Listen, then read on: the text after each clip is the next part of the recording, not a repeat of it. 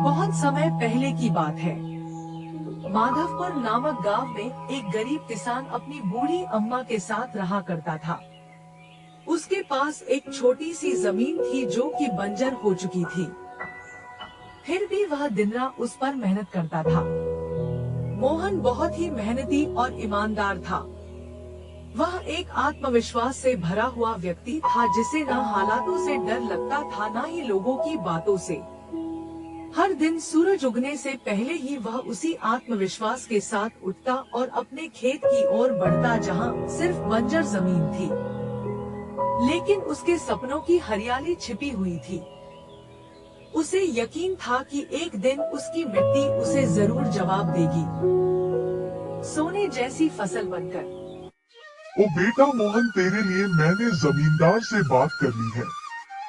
वो तुझे अपने पास काम पर रख लेंगे।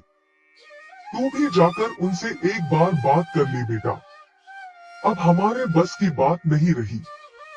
कम से कम वहां रहकर तू अपना गुजारा तो कर पाएगा। मुझे तेरा बहुत ख्याल है मोहन, इसलिए यह कदम उठाया। जाकर बात कर ले, सब ठीक हो जाएगा।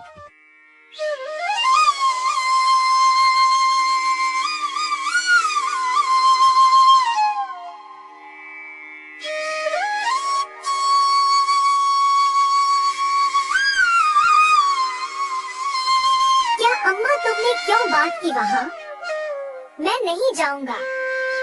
हमारा खुद का खेत है तो मैं दूसरों के पास क्यों काम करने जाऊं? मैं गरीब सही मगर खुददार हूँ। मैं अपनी मिट्टी में पला हूँ, उसी में पसीना बहाऊंगा। चाहे जितनी भी मुश्किल हो अम्मा, मैं अपनी ही जमीन पर मेहनत करूंगा। किसी और की नौकरी नहीं करूंगा। अरे मोहन, उस बंजर जमीन में क्या उगाएगा तू? वो जमीन अब बिल्कुल बेकार हो गई है बेटा। ना उसमें नमी बची है ना जान। तू अपनी जिंदगी यूं ही जाया कर देगा। उस जमीन को संवारते संवारते मैं जानती हूँ तेरा हौसला बड़ा है, पर बेटा हौसले से पेट नहीं भरता। तू मेरी बात मान ले। वो जमींदार कम से कम तुझे रोज की रोटी तो देगा। अपनी जिद छोड़ दे बेटा। तू थक जाएगा पर वो जमीन कुछ नहीं देगी तुझे। अरे अम्मा, तुम बेकार में ही इतनी परेशान हो रही हो। देखना, एक दिन मैं उसी जमीन से सोना निकालूंगा। यह जमीन ही हमारी सबसे बड़ी ताकत बनेगी। मोहन खेत में काम कर ही रहा था कि तभी वहाँ पर एक आदमी आकर बोला, अरे मोहन भैया, आपको भी मानना पड़ेगा।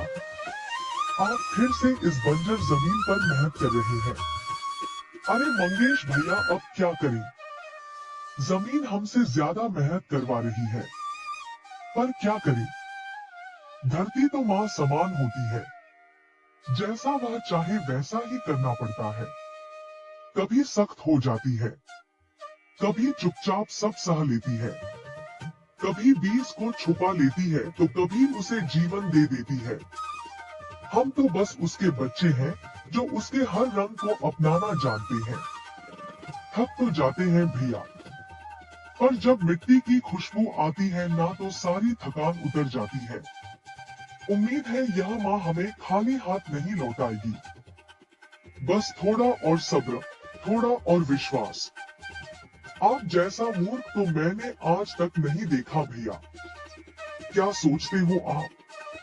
दुनिया कहां से कहां पहुंच गई, और आप अब भी उसी बंजर जमीन से उम्मीद लगाए बैठे हैं।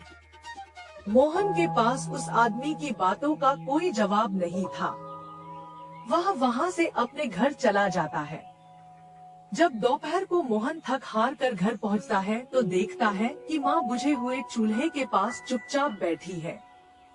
क्या हुआ अम्मा? तुम ऐसे क्यों बैठी हो?